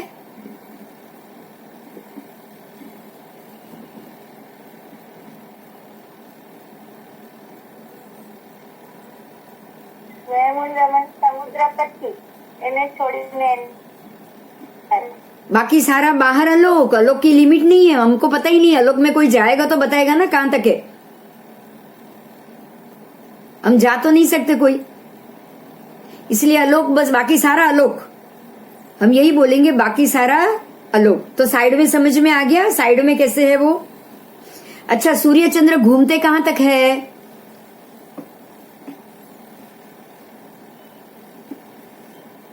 चार जगह स्थिर છે, એક જગ્યાએ ફરે છે। એક નહીં ને સૂર્ય ચંદ્ર। सूर्य चंद्र तो हर जगह है, घूमते कहाँ है? अलोक में नहीं है, लोक में तो है ही। अर्ध पुष्कर वर्तक मनुष्य मनुष्य क्षेत्र के अर्ध पुष्कर वर्तक सूर्य चंद्र घूमते हैं, बराबर। तो जो हमारे जो 132 बोले ना, चंद्र की पंक्ति 66 स्नात्र में बोलते हैं, 66 चंद्र की पंक्ति इस तरफ, 66 पूर्व में, 66 पश्चिम में, 66 सूर्य इस तरफ, 66 सूर्य इस तरफ पूर्व पश्चिम में। तो 132 सूर्य 132 चंद्र हुए हुए हुए। तो ये 132 चंद्र घूमते हैं, कैसा करते हैं? निरंतर घूमते हैं, निरंतर 5 मेरुओं को घूमते हैं, बराबर। तो मनुष्य क्षेत्र तक के सूर्य चंद्र चर है, चर, इसका क्या नाम है? चर ज्योतिष चक्र। शास्त्र में हर एक चीज का एक नाम होता है, चर ज्योतिष चक्र। और इसके बाद 2.5 द्वीप के बाद स्वयंभू रमण समुद्र तक, क्योंकि लोक तक, लोक के बाहर नहीं, अलोक में नहीं, लोक तक कौन से चंद्र सूर्य है? स्थिर। और वो एक के बाद एक छोड़ के कितना? अचर, स्थिर अचर। और वो बराबर 50-50 हजार योजन छोड़ के एक से दूसरा सूर्य बैठा है, फिक्स। એટલે ચંદ્ર પણ 50 યોજન સૂર્ય પણ। हाँ, એવું આવશે। चंद्र भी, एक चंद्र से दूसरा चंद्र 50, एक सूर्य से दूसरा चंद्र 50, ऐसा नाप ही लिखा हुआ आएगा। और एक बड़ी बात ये है कि जो दिन रात की व्यवस्था, क्योंकि जो घूमेंगे तो ही दिन रात होगा। अगर सूर्य घूमा तो ही दिन खत्म हुआ, रात आई ना। सूर्य घूमेगा नहीं, वहां दिन रात होगा नहीं, એટલે આપણામાં જ છે, અહીંયા જ છે। हाँ, तो ये समझना है आपको। जो हमने काल जो किया था ना षड्द्रव्य में काल द्रव्य, तभी ये बात आई थी कि सिर्फ व्यवहार काल सिर्फ 2.5 लोक, मतलब मनुष्य क्षेत्र में ही है, बराबर। समझ गए? अच्छे से समझ गए। चलो अभी हम आगे जाएंगे। और ये दोनों में एक ही बात है, कुछ भी अलग नहीं का है, कुछ भी अलग नहीं का है। लोक मध्य लोकवर्ती में तीसरे पुष्कर द्वीप के मध्य में जो मानुषोत्तर पर्वत है, वहां तक ही मनुष्य क्षेत्र सीमित है। इस मनुष्य लोक के भीतर सर्व ज्योतिष विमान मेरु की प्रदक्षिणा करते हुए निरंतर घूमते रहते हैं। यहाँ पर सूर्य के उदय और अस्त से ही दिन रात्रि का व्यवहार। मनुष्य लोक के बाहरी भाग से लेकर स्वयंभू रमण समुद्र तक के असंख्यात योजन विस्तृत क्षेत्र में जो असंख्य ज्योतिष विमान है वे घूमते नहीं है, लेकिन सदा अवस्थित रहते। मेरू पर्वत में, जम्बू द्वीप में मेरू के चारों ओर 1121 योजन तक ज्योतिष मंडल नहीं है। अब इसका अर्थ समझो, मेरू में हमारा जो जम्बू द्वीप है ना, उसमें जो मेरू पर्वत है ना, बराबर उससे 1121 योजन के बाद ही ज्योतिष मंडल शुरू होगा।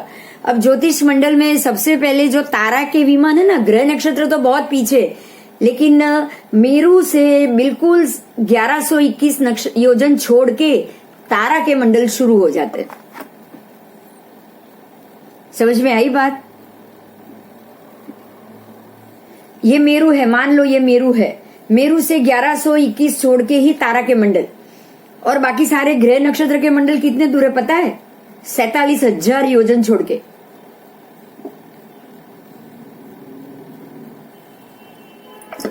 तो सबसे नजदीक मेरू से कौन सा मंडल हुआ? तारामंडल। तारामंडल, ठीक है, याद रखना है। आगे आओ। ऐसे ही लोकांत में भी, मतलब लोकांत में भी, लोकांत के बाहरी भाग में, लोकांत में भी इतने ही छोड़ के ज्योतिष मंडल है। इसका अर्थ ये हुआ कि जब जो लोकांत में जो स्थिर ज्योतिष चक्र है ना, जो स्थिर ज्योतिष चक्र, वो भी बराबर लोकांत से 1121 छोड़ के ही खड़ा है। लोकांत के बिल्कुल अंत तक, लोकांत का अंत का मतलब क्या हुआ? स्वयंभू रमण समुद्र का अंतिम भाग आ गया ना।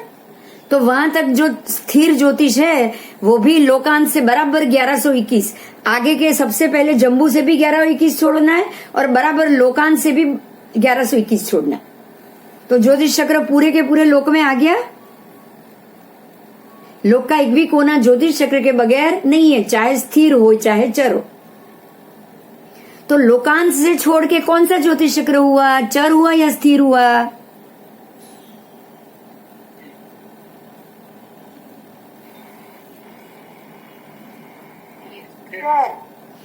लोकांत से। चर तो मनुष्य क्षेत्र के बाहर ही नहीं है, स्थिर हुआ, क्योंकि मनुष्य क्षेत्र के बाहर से लेके पूरे लोकांत तक स्थिर ज्योतिष चक्र है, बराबर। मनुष्य क्षेत्र छोड़ के ही सीधे पूरे लोकांत असंख्य द्वीप समुद्र है, पता ही नहीं कितनी जगह है, पता ही नहीं कितनी जगह है। तो वहां पे यहां से यहां छोड़ के क्या है? स्थिर ज्योतिष चक्र। ओके, चलो आगे जाएंगे। आगे जाऊं मैं? कोई प्रश्न है?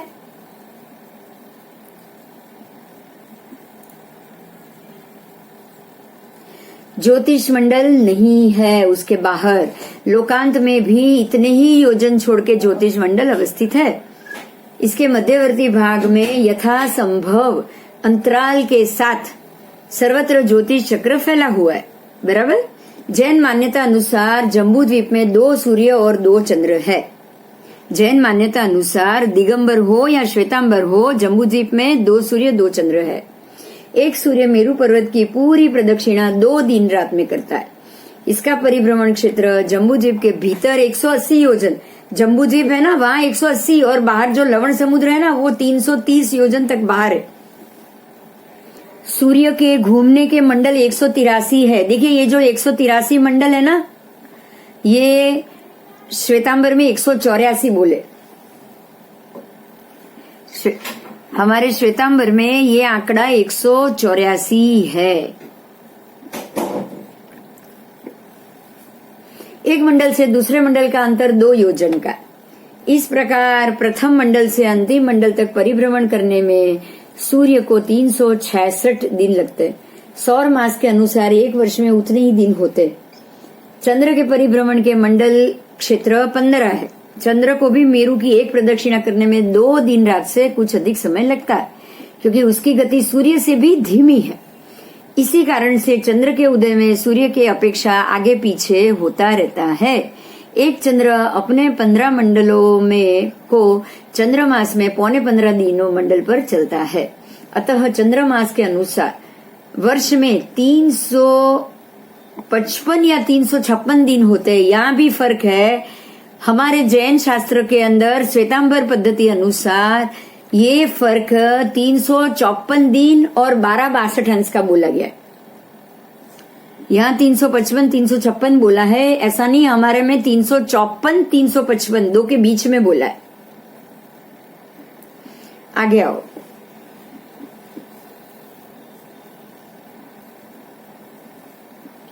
जैन मान्यता अनुसार लवण समुद्र में 4 सूर्य और 4 चंद्र है। घातकी खंड में 12 सूर्य 12 चंद्र। कालोदधी समुद्र में 42 सूर्य 42 चंद्र। पुष्करा अर्धद्वीप में 72 सूर्य 72 चंद्र।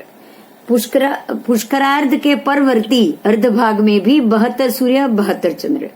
इसके आगे स्वयंभू रमण समुद्र पर्यंत सूर्य और चंद्र की संख्या उत्तरोत्तर दुगुनी होती जाती है, दुगुनी। एक हाँ एक चंद्र परिवार में एक सूर्य। देखिए ये एक बात समझिएगा, यहाँ पे जो लिखा है मैं बोल रही हूँ उसका थोड़ा पहले आपको अर्थ समझा दूं। यहाँ पे जो सारा परिवार है वो चंद्रदेव का है, सूर्य का नहीं, क्योंकि ग्रहों का राजा चंद्र बोला गया है। इसीलिए सूर्य चंद्र का परिवार नहीं बोला जाएगा, चंद्र के परिवार में एक सूर्य। बात समझ में आ रही है?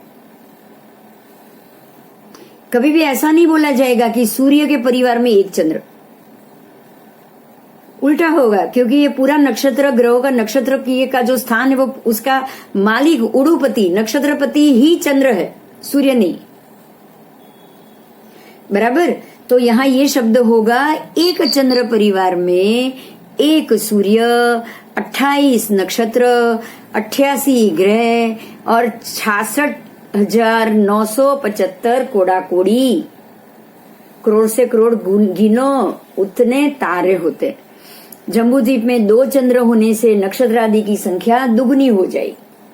इस प्रकार सारे ज्योतिष लोक में असंख्य सूर्य असंख्य चंद्र हुए, उनसे 28 अगर गिनती करोगे तो उतने ही नक्षत्र, उसको 88 से गिनती करोगे तो उतने ही ग्रह होंगे, तथा सूर्य से 66,995 कोड़ा-कोड़ी गुणित तारे।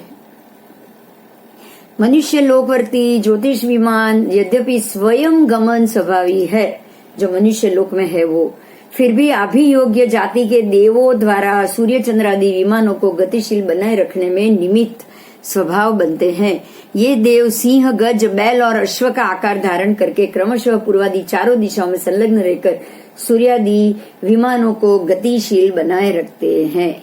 देखो एक बात यहाँ समझनी है कि कोई भी अगर विमान की व्यवस्था है, अगर वो चल रही है तो उसको चलाने वाला भी कोई ना कोई होना चाहिए।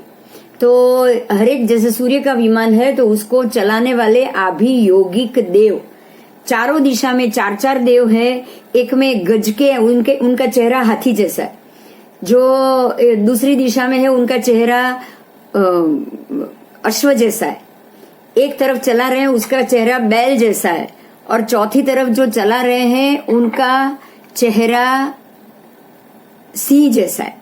बराबर इस तरह से चारों प्राणी के जैसे चेहरे लेकर ये सारे विमानों को यही सारे देव चारों दिशाओं में से खींचते रहते हैं और उसको आगे बढ़ाते हैं। ठीक है, हम पालकी कैसे उठा के आगे बढ़ते हैं? आप वो जो किसी ने अगर देखा हो तो कार्तिक पूनम की पालकी को आप आगे से भी पीछे से भी उठा के चलते हो कि नहीं चलते हो?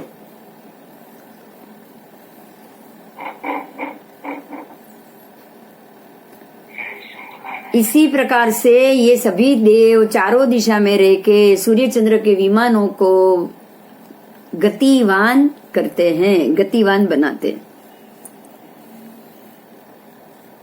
आगे जाऊं, कोई प्रश्न है?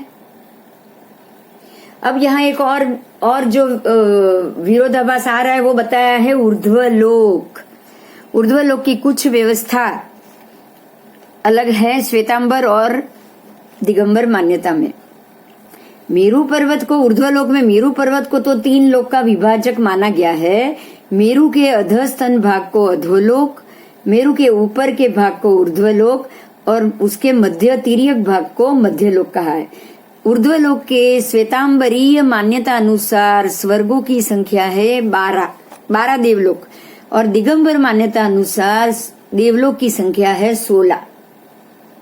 इन स्वर्गों में कल्पवासी देव और देवियां रहती है। हमारे में 12 में रहते हैं, उनके हिसाब से 16 में रहती। इनके ऊपर 9 ग्रव्यक और दिगंबर मान्यता के अनुसार 9 अनुदिश, खाली नाम ही अलग है बस, और उनके ऊपर 5 अनुत्तर विमान है। इन विमानों में रहने वाले देव कल्पातीत कहलाते हैं, क्योंकि उनमें इंद्र और सामानिक आदि व्यवहार नहीं है, वे उससे परे अलिप्त है। इन विमानों में रहने वाले देव वैभव वाले हैं और सभी अपने आप को इंद्र स्वरूप में अनुभव करते हैं, इसीलिए वे अहम इंद्र कहलाते हैं। ये सारी बातें ठीक है, लेकिन जो देवों की स्वर्ग की जो मान्यता है देवलोक की, उसमें ही बड़ा अंतर है। इन्होंने देवलोकों को 12, हमने 12 माना है, इन लोगों ने इसको 16 देवलोक माना है। 4 देवलोक बढ़ चुके हैं। आगे आएंगे। स्वर्गों में जो कल्पवासी देव रहते हैं, कल्पवासी मतलब 1 से 12 देवलोक के, उनमें इंद्र, सामानिक, त्रैंत्रिशक, पारिषद्य मतलब पर्षदा के देव, आत्मरक्षक देव, लोकपाल देव, अनिक देव, प्रकीर्णक देव, अभियोग्य देव और किल्बिषक देव, ये सारे हमने पढ़ लिए हैं, मालूम होगा आपको। ऐसी 10 जातियां हैं।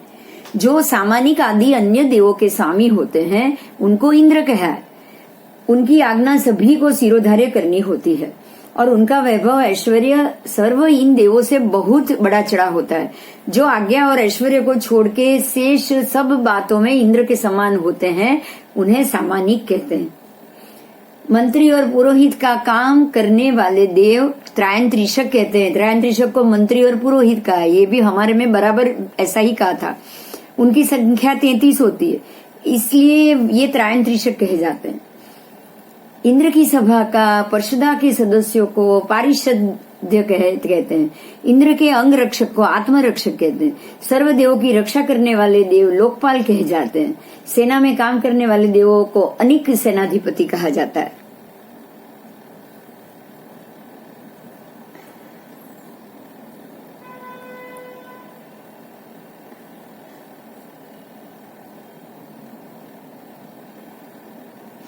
साधारण प्रजा स्थानीय देवों को प्रकीर्णक कहा जाता है और देवलोक में जो सबसे हीन पुण्य वाले होते हैं उनको किल्बिषक कहा जाता है। समझ में आ रही है?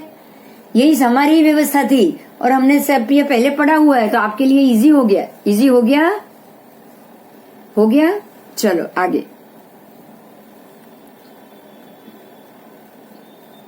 प्रस्तुत ग्रंथ में भवनवासी, व्यंतर और ज्योतिष देवों का भी वर्णन किया है। उनमें से भवनवासियों में भी उपर्युक्त 10 भेद है, किंतु व्यंतर और ज्योतिष के देवों में त्रैंत्रिश और लोकपाल को छोड़ के शेष 8 भेद होते हैं। व्यंतर देवों के आवास रत्न प्रभा पृथ्वी के प्रथम और द्वितीय कांड में तथा मध्यलोकवर्ती असंख्यात द्वीप समुद्र में पाए जाते हैं। 5वें ब्रह्म स्वर्ग के अंत में सारस्वत आदि लोकांतिक देव रहते हैं। ये ब्रह्मर्षि देवर्षि कहलाते हैं। वे स्वर्ग के देवों में सर्वाधिक ज्ञानी होते हैं। वे तीर्थंकरों के महाभिनिष्क्रमण कल्याणक के सिवाय अन्य किसी भी कल्याणक में नहीं आते और वे सभी एक भावावतारी होते हैं। ये सारी चीजें कॉमन है। यहाँ है सिर्फ 16 देवलोक वाली, उसके अलावा एक भी चीज ऐसी नहीं है जो हमारे और उनमें में अलग पड़े। चलो आगे जाएंगे। भवनवासी, व्यंतर, ज्योतिष और कल्पवासी, ये चारों प्रकार के देवों का औपपातिक जन्म होता है। वे अपनी उपपात शैया पर जन्म लेने के कारण उसके पश्चात एक अंतर मुहूर्त में ही पूर्ण युवावस्था को प्राप्त हो जाते। शरीर तो उनका बढ़ना है ही नहीं, सीधे देव युवान बन जाएंगे सिर्फ एक अंतर मुहूर्त मतलब 48 मिनट के अंदर। तमस्काय की बात है अभी, ये भी हमारा और उनका एक जैसा था। अब तमस्काय की बात करेंगे।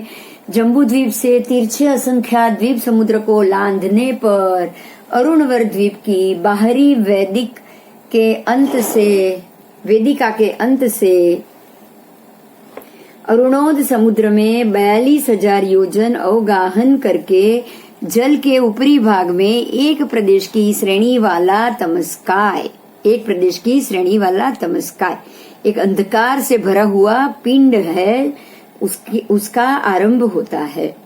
पुनः ये 1721 योजन ऊपर उठकर विस्तार को प्राप्त हुआ, सौधर्म आदि 4 कल्पों को आवृत्त करके 5वें ब्रह्मलोक नामक देवलोक के रिष्ट विमान को प्राप्त होके समाप्त होता है। देखो इसको आपको समझना है कहाँ है। तो ये जो अरुणावर मतलब एकदम बाहर की वेदिका, 2.5 द्वीप, असंख्य द्वीप, समुद्र तक आपको जाना पड़ेगा, बराबर। उसके बाद अरुणोद समुद्र से 42,000 योजन अवगाहन ऊपर करके, उससे 42,000 योजन छोड़ने के बाद ऊपर जाल के ऊपरी भाग में एक प्रदेश की श्रेणी वाला तमस्काय है, जो 1721 योजन ऊपर उठ के विस्तार को प्राप्त हुआ है। ऊपर में 1721, और वो 1721 कहां से कहां तक, तो सौधर्म आदि 4 कल्पों को आवृत कर रहा है। सौधर्म, ईशान, ब्रह्म और लांतक, ये चारों को अरे सौधर्म, ईशान, सनत, महेंद्र, ये चारों देवलोकों को वो ढक देता है, उसको आवृत कर रहा है। बराबर देवलोक, यहाँ मान लो देवलोक है तो बराबर उसके पैरेलल जा रहा है वो। अगर यहाँ देवलोक है तो बराबर उसके पैरेलल जा रहा है। जब हम पढ़ेंगे तब ये इसकी पिक्चर भी देखेंगे और फोटो भी देखेंगे, तब ज्यादा क्लियर हो जाएगा। उसको चारों कल्पों का आवृत करके 5वें ब्रह्मलोक नामक देवलोक के रिष्ट विमान को ये प्राप्त करके समाप्त होता है, बराबर। और ये तमस्काय का आकार नीचे मल्ल कमल और मुर्गे के पिंजरे के जैसा है। इसके लोक तमिस्त्र आदि 13 नाम, इसके 13 नाम है। तमिस्त्र मतलब अंधकार, तमह का मतलब ही है अंधकार। इसके 13 नाम है। इनमें 8 कृष्णराजी है, इसमें 8 कृष्णराजी, वो भी काली है कृष्णराजी, बिल्कुल गाढ़ अंधकार जैसी वनस्पति के और जंगल के बीच में आप जैसे चल रहे हो, इसलिए उसको 8 कृष्णराजी बताया गया है, बराबर। आगे हम देखेंगे, फोटो के साथ देखेंगे, ठीक है। अभी इतना ही समझना है क्योंकि ये दोनों में कॉमन है, इसलिए यहाँ हमें इसके ज्यादा डिटेल में नहीं जाना, ये दोनों में कॉमन है। जो आप ये तमस्काय पढ़ रहे हो वही तमस्काय वैसी ही स्थिति में आपको श्वेतांबर के अनुसार के देवलोकों की व्यवस्था के साथ भी पाया जाएगा, ठीक है। तो अभी आपको जानना है सिर्फ वो कहाँ है, कैसा दिख रहा है, वो सब हम बाद में करेंगे। अब यहाँ 10वां जो क्षेत्र माप है, वो क्षेत्र माप इस प्रकार से बताया गया है। परमाणु, अनंत परमाणु, देखो यहाँ पे परमाणु नाम है, हमारे में क्या नाम था, कोई बोलेगा? हमारे में सबसे छोटा क्या नाम था?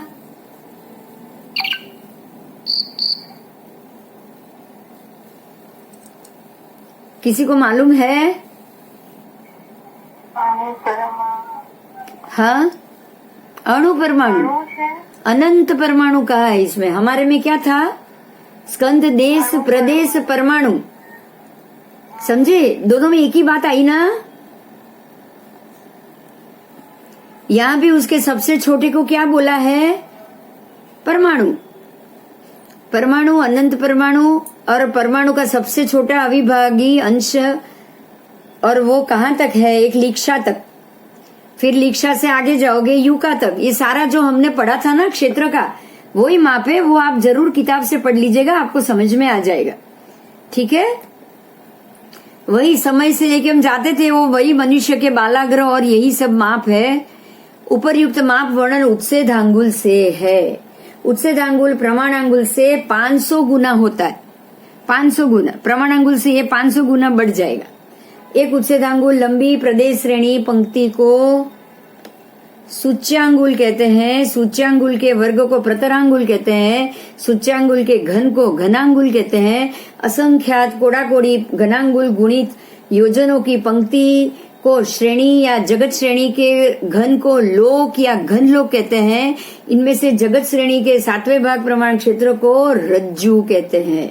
तो रज्जु तक कैसे पहुंचा जाता है ये इन्होंने बताया है।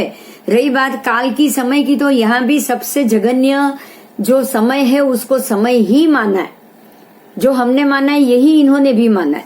यहाँ तक कि उपर्युक्त काल में अहोरात्र, पक्ष, पर्व, नलिनांग, ये सारी चीज भी 84 लाख गुणित से गुनते हुए अपल्योपम और सागरोपम की सारी जो राशि है बिल्कुल सिमिलर ही माना है। इनमें कोई भी भेद नहीं है। अभी समझ में आ गई आपको? बोलो, क्लियर हो गया? क्लियर हो गया? ये दिगंबर मत अनुसार है, ज्यादा फर्क नहीं है। देवलोक में माना है तो ठीक है, उन्होंने 16 माना है, हमने 12 माना है, लेकिन उसमें भी सारे देव तो आ ही जाएंगे, कोई दिक्कत नहीं आएगी। दूसरी बात जो उन्होंने मानी है, जो अलग हो रही है, वो है थोड़े से एक मंडल, सूर्य मंडल में एक उन्होंने कम कर दिया है, दूसरे उन्होंने कुछ अंतर्जीव बढ़ा दिया है, तो उसको ठीक है, कोई ज्यादा बात नहीं है, उसको आप ज्यादा कोई ध्यान लेके हमको ज्यादा जाने की जरूरत नहीं।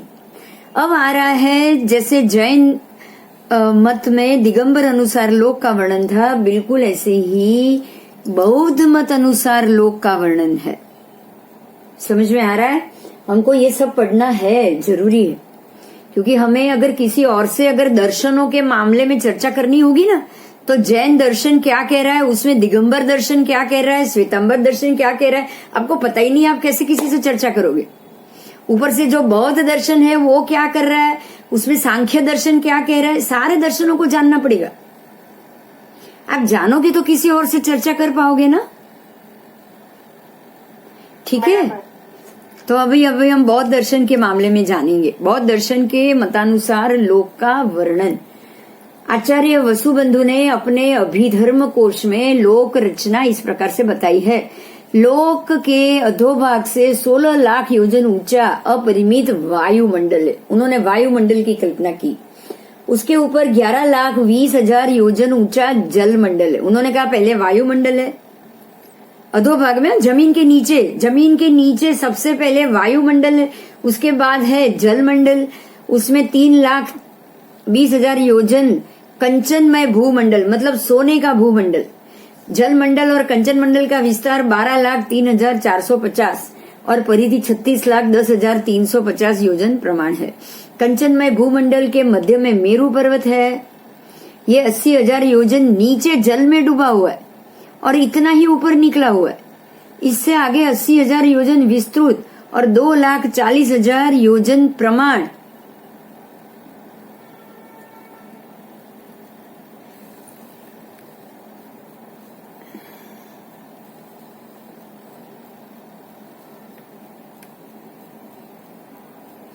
परिधि से संयुक्त प्रथम सीता समुद्र है जो मेरू को घेरकर अवस्थित है। इससे आगे 40,000 योजन विस्तृत युगंधर पर्वत वलयाकार से स्थित। इसके आगे इसी प्रकार से एक एक सीता को अंतरित करते आधे आधे विस्तार से संयुक्त क्रमशः युगंधर, ईशाधर, खदीरक, सुदर्शन, अश्वकर्ण, वितनक और निमिंधर पर्वत है।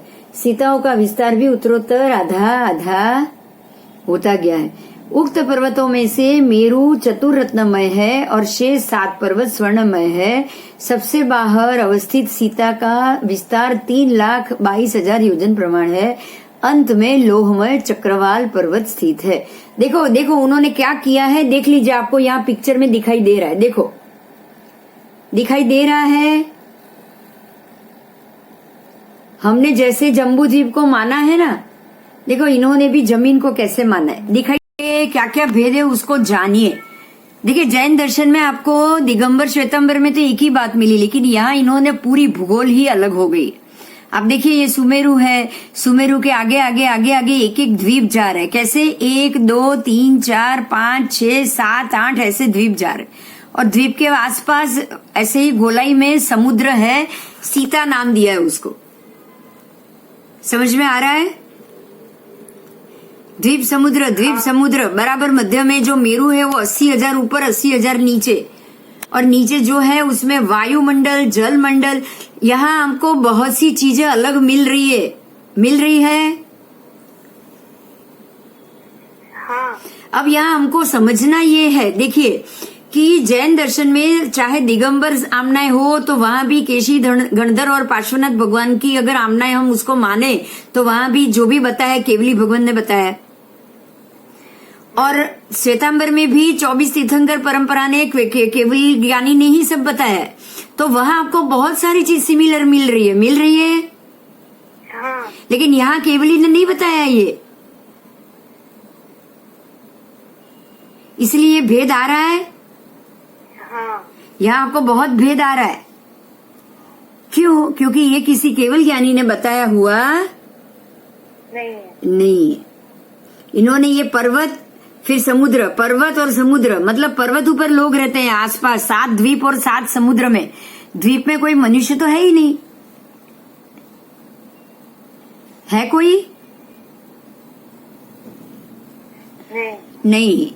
तो सुमेरु पर्वत के आसपास इस प्रकार से द्वीप समुद्र है, तो यहाँ मनुष्य क्षेत्र का कहाँ भी कोई उल्लेख नहीं।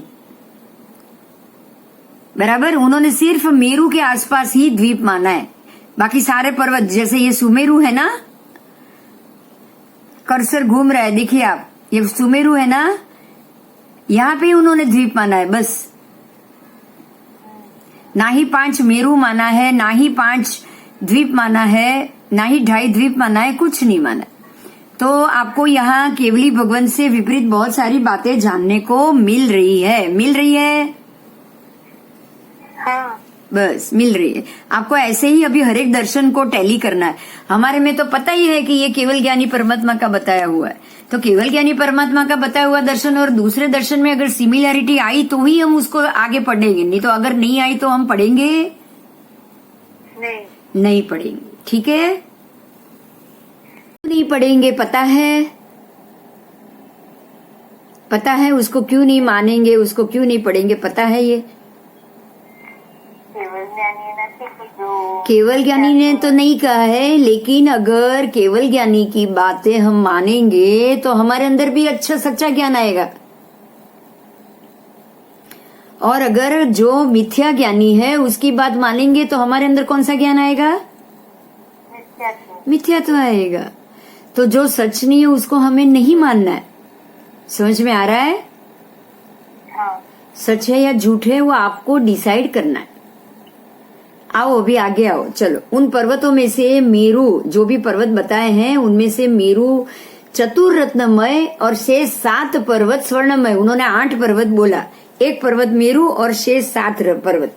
तो जो 8 पर्वत है उसमें से मेरू है, उसमें चारों प्रकार के रत्न है, और बाकी शेष 7 पर्वत है वो स्वर्णमय है। ऐसी तो भगवान ने कोई बात नहीं की है। समझ में आ रहा है? और सबसे बाहर जो महासमुद्र है उसका विस्तार 3,22,000, मतलब उन्होंने तो 8 द्वीप तक की बात बता दी। उन्होंने तो आगे कोई संसार बताया ही नहीं। ठीक है, आगे आओ। निमिंधर और चक्रवाल पर्वतों के मध्य में जो समुद्र स्थित है उसमें जम्बू द्वीप, पूर्व विदे, अवर गोदानी और उत्तर कुरु, ये 4 द्वीप बोल दिए। उन्होंने जो मेरू पर्वत है उसके आजू बाजू में 4 द्वीप बोल दिए। उनमें जम्बू द्वीप मेरू के दक्षिण में, उसका आकार शकट के समान, उसकी 3 भुजाओं में से 2 भुजाएं 2000 योजन और एक भुजा 3050 योजन की है। उन्होंने क्या किया पता है? जम्बू द्वीप को जैसे बराबर मध्य में मेरू है उसके चारों ओर 4 द्वीप बता दिए। मतलब जम्बू द्वीप भी सबसे पहले जो द्वीप का एरिया ना उसका चौथा भाग हुआ। समझ में आया? हाँ, मतलब ये हुआ कि जो मेरू है, देखो मैं अभी वापस आपको पिक्चर बताऊं। हाँ, एक बार एक्सप्लेन करो ना बात। हाँ, क्या किया है? जो बीच में ना सुमेरु दिख रहा है कर्सर, हाँ, कर्सर उसमें उसका 4 भाग किया। ये सबसे पहले द्वीप का ही उन्होंने 4 भाग कर लिया। सिर्फ इतने एरिया का ही 4 भाग कर लिया। उसमें से एक भाग जम्बू और दूसरे का नाम है कुछ उत्तर कुरु, तीसरे का ये और चौथे का ये। जो 4 नाम दिए ना इसके ही 4 नाम दे दिए। तो इनके हिसाब से तो जम्बू यहाँ का एक पा भाग है, 1/4। ये पूरा द्वीप भी जम्बू द्वीप नहीं है। समझ में आया? हाँ। तो ये 4 ही द्वीप हुए, बाकी सारे नदी पर्वत नदी पर्वत नदी पर्वत। बोलो, अब लगता है आपको कहीं से भी ये सही? गलत है। मत के अनुसार, ये बौद्ध मत के अनुसार है, हिंदू मत के अनुसार तो बहुत कुछ मिलता है। उन्होंने भी जम्बू द्वीप, ढाई द्वीप, मनुष्य क्षेत्र सबको माना है, शिशुमार चक्र सबको माना है, जैन मत में भी व हिंदू मत ने भी,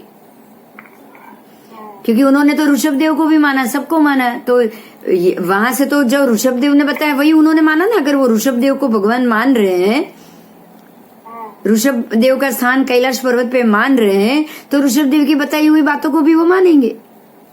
बराबर है। इन्होंने तो माना ही नहीं है। अब इन्होंने नहीं माना है तो ये थोड़ी भगवान की बातें मानेंगे, नहीं तो मानेंगे। भगवान तो पहले जैन धर्म को ही मानते थे ना। कौन? तो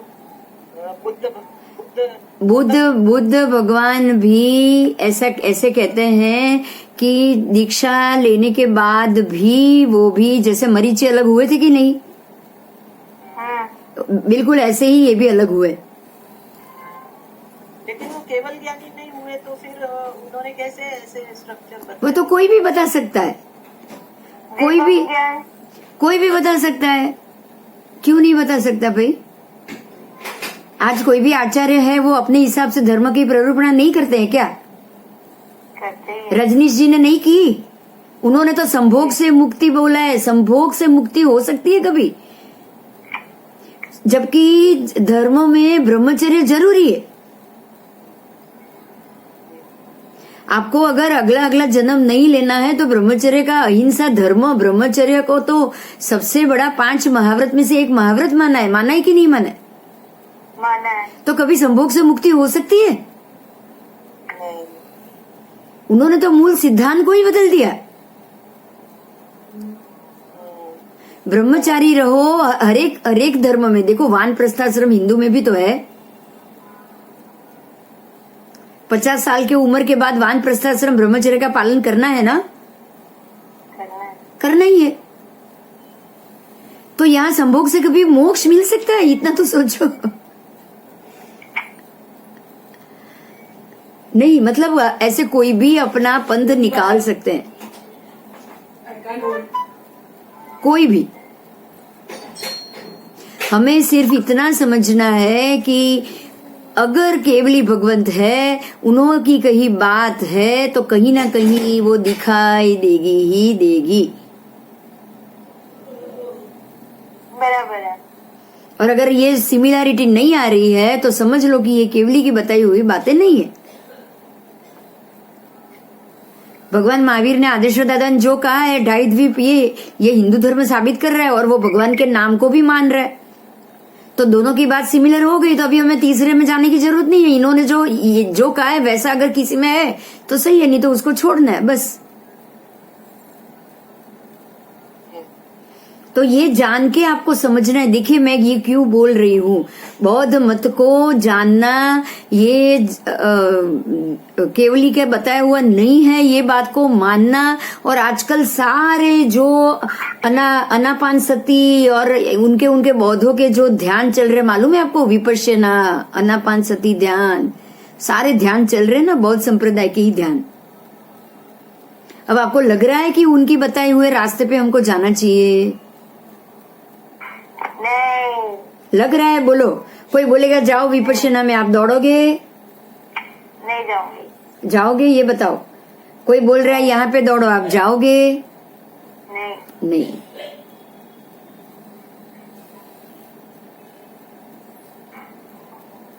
समझ में आया? આપણા પ્રભુનું ધ્યાન કરવાનું, બીજું કોઈ ધ્યાન નહીં। चलो ठीक है, अभी आगे जाएंगे। इन्होंने जो कहा है उसके आगे आगे आधे आधे विस्तार से संयुक्त युगंधर, ईशाधर, खदीरक, सुदर्शन, अश्वकर्ण, वितनक और निमितधर, ऐसे 7 पर्वत है। बराबर, ऐसे ऐसे पर्वत को कहा गया है। ये तो हमने कर लिया, ये भी कर लिया। मेरु के पूर्व भाग में अर्धचंद्राकार पूर्व विदेह, देखो नाम भी उन्होंने तो विदेह ही दे दिया, जम्बू द्वीप और विदेह नाम। समझ में आया आपको? मतलब उन्होंने जो महाविदेह है वो सारे जम्बू के पूर्व, दक्षिण में जम्बू कह दिया, पूर्व में महाविदेह कह दिया। उन्होंने चारे वहीं पे ही बता दिए, एक ही। पश्चिम में भार अवर गोदानीय द्वीप, इसका विस्तार 2500, चारों का 2500 योजन, 7500 योजन उसकी परिधि, मेरु के उत्तर भाग में शम चतुष्कोण उत्तर कुरु द्वीप। समझ में आ गया इन्होंने क्या कहा? उन्होंने 4 है उत्तर कुरु, देव कुरु, उसको इसके अंदर ले लिया है। हमारे 5 उत्तर कुरु है, इन्होंने ऐसे 5 द्वीप और वो अलग अलग बताया ही नहीं है। उत्तर मंत्री नामक अंतरद्वीप या पढ़ना जरूरी है कि आप इसको छोड़ दोगे, ले लोगे कि मैं पढ़ूं? छोड़ दो। हाँ, छोड़ देते, क्योंकि पूरा का पूरा अलग है और हमको ये में जाना ही नहीं है। हमको पहले से ये तय कर लेना है कि ये कहीं से भी सम्यक दर्शन वाला दिखाई नहीं दे रहा है। अच्छा किया है। एंगल से सिमिलैरिटी नहीं। हाँ, कोई भी एंगल से नहीं है। तो इनके जो भी कैसे इन्होंने वो पृथ्वी बताई है, वो तो पहले दूसरे में ही हमको पता चल गया है कि ये ठीक नहीं है। से 7 पर्वत, उसके ऊपर देवों का वास और किटादी, सारी चीजों को। उसके बाद आ रहा है नरक लोक, अवीची नाम का नरक। उनके नरक के नाम अलग अलग है, बस 7 नरक। नरक तो उन्होंने 7 ही माना है, लेकिन 7 के नाम अलग अलग। यहाँ वैतरणी नदी, और वैतरणी नदी और सारा उल्लेख है ना, ये कुछ भी हमारा नहीं है। हाँ, अब ये चीज का ध्यान रखना। ये वैतरणी नदी, असीपत्र वन, ये सारी चीज हमारे में बहुत कॉमन आ चुकी है। हमारे शास्त्रों में ये सारे शब्द घुस चुके हैं, पता है आपको?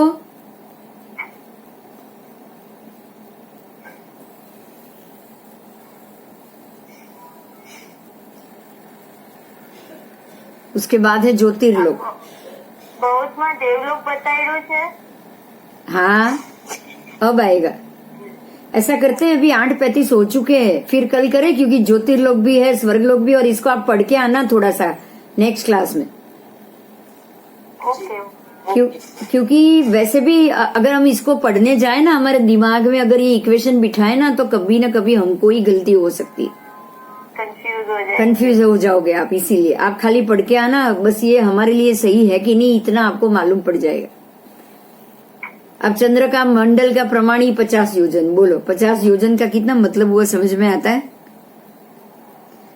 कहाँ 500 योजन पूरे मांडले, और यहाँ पे 50 योजन।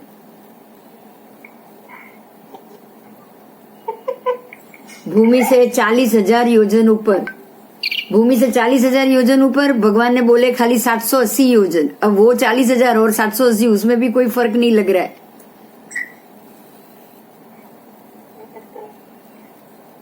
ગડબડ કરી છે બધી। હા, બધી ગડબડ કરી છે। તો હવે આમાં કઈ બહુ પડવા જેવું દેખાતું મને નથી, राइट? राइट। अब अगर आप अभी ये पढ़ोगे ना, ये दिमाग में बैठ गया ना, तो हमारा जम्बू द्वीप नहीं बैठेगा। सच बात है।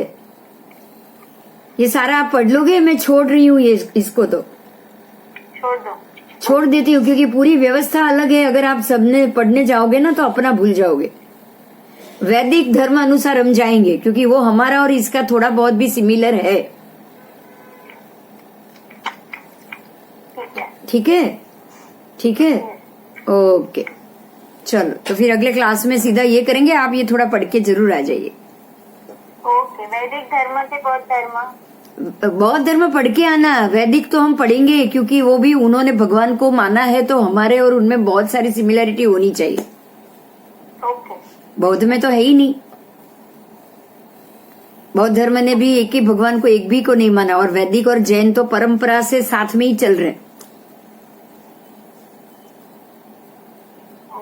बराबर? तो उसको हम जरूर डिटेल से जाएंगे थोड़ा थोड़ा। इसको आप बौद्ध धर्म को पढ़ के आ जाना, कुछ है भी नहीं उसमें, मजा है भी नहीं।